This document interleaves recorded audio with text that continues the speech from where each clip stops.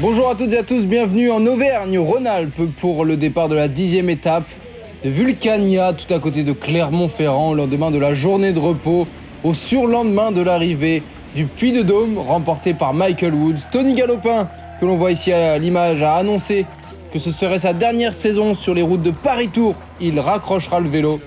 Romain Bardet, tout comme Rémi Cavagna, sont les locaux de cette étape, alors que Tadej Pogačar a repris 8 petites secondes au sommet du Puy-de-Dôme sur son papa, Jonas Vingegaard, qui est toujours en jaune, mais dont l'écart s'est évidemment resserré face à Tadej Pogačar. Vulcania, direction Issoire, la parfaite étape pour les échappés.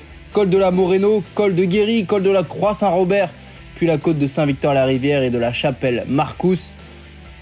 13 points pour le classement de la montagne, deuxième catégorie, mais sinon des troisième catégories. Ça va, dès le départ, être du sport. Et on l'a vu, il y a eu du mal, beaucoup de mal, à former une échappée.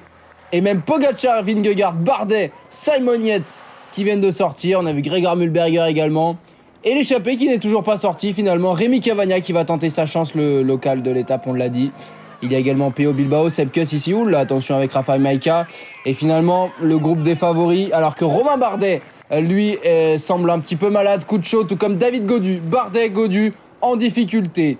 Ils comptent 2 minutes de retard sur la tête de la course à ce moment-là, alors qu'Anthony Perez, Ben O'Connor ou encore Julien Alaphilippe font partie des attaquants. Regardez cette alliance Groupama FDJ DSM Firmenich avec Wout van Aert également. Ils vont finalement rentrer à 108 km de l'arrivée après une très longue chasse. Une longue chasse également pour ce groupe. Le groupe Pedrero Alaphilippe qui parvient à rentrer. Jonction à l'avant, ils sont 14. Pello Bilbao, classé 11e à 7 minutes et le mieux placé au classement général, alors que les températures grimpent au sol à plus de 40 degrés. Il y a une sorte d'étouffement un petit peu à l'arrivée du côté d'Issoire. La chasse du peloton est emmenée par deux hommes, Mathieu Van Der Poel et Wout van Aert, les deux spécialistes du cyclocross, qui s'isolent à 2 minutes 16 de la tête de course, alors que le peloton est un petit peu plus loin. Finalement, Van Der Poel va se relever dans la côte de la Chapelle-Marcous. À l'avant, Nick Schulz donne tout pour Chris Neyland. On retrouve Bilbao, Pedrero ou encore Esteban Chavez. Gord Zimmermann, Warren Barguil sont présents. Ils sont donc encore une dizaine à pouvoir espérer la victoire. Chris Neyland qui anticipe les débats. À 3 km du sommet, le coureur d'Israël est seul à l'avant. Van Aert et Van Der Poel vont être repris. On a cru un instant que le peloton allait pouvoir revenir. Mais non, c'est bien l'échappée aujourd'hui qui va se jouer la victoire. Chris Neyland va basculer au sommet avec une trentaine de secondes d'avance sur ce groupe. Chavez, Bilbao, Pedrero, Zimmermann et O'Connor. Alaphilippe et Kwiatkowski sont un petit peu plus loin, accompagnés de Mathias Kjelmos Jensen, le champion du Danemark, et Warren Barguil, le coureur français d'Arkea Samsic. Neyland qui est repris à 3 km de l'arrivée par le premier groupe de contre.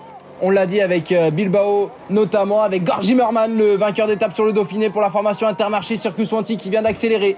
Bilbao se recale dans sa roue. Ben O'Connor est sorti. Attention à ne pas trop se regarder. Esteban Chavez qui relance derrière.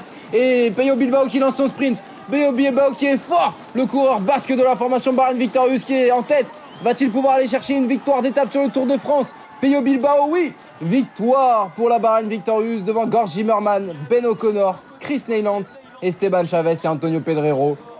Quelle étape menée tambour battant durant 180 km. Le sprint du peloton remporté par Jasper Stuyven, où l'on retrouve les principaux favoris. Pello Bilbao qui va faire évidemment une bonne opération au classement général. Il reprend 3 minutes aux principaux favoris. Il remonte de la 11e à la 5e place. On va voir ça tout de suite dans le classement. Pello Bilbao évidemment qui a une pensée pour Gino Madère, son équipier, la formation Bahrain Victorious qui espérait cette victoire d'étape. Et elle est là. Mathias Kjelmos Jensen vient régler le premier groupe de compte pour la 7e place devant Kwiatkowski, Barguil et Alaphilippe. On voit Romain Bardet qui a finalement fini dans le groupe des favoris. La poignée de main entre Vingegaard et Pogačar, celle entre Pogačar et Bilbao.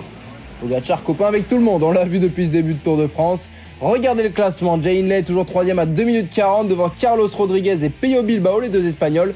Bilbao qui revient à 4 minutes 34, il double tout juste Adam Yates et Simon Yates. David Gaudu est 9ème, Romain Bardet est désormais 11e. Ça faisait 99 étapes que l'Espagne n'avait plus gagné, c'était Omar Fraile sur les routes de Mende en 2018. Eh bien peut-être que l'Espagne pourra récidiver entre Clermont-Ferrand et Moulins. Une étape difficile à juger. Probablement que les sprinteurs assez costauds pour passer tenteront de contrôler. Mais avec ce passage à Montluçon, 3 côtes de 4e catégorie, ce n'est pas le profil le plus dur. Mais évidemment, les hommes forts et les échappés tenteront de se porter à l'avant. Ce sera intéressant à suivre et ce sera dès 12h45 sur les antennes d'Eurosport et de GCN.